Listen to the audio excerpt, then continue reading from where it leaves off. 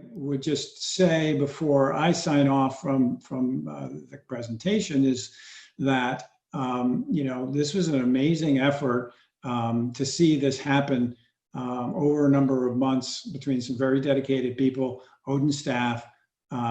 volunteers,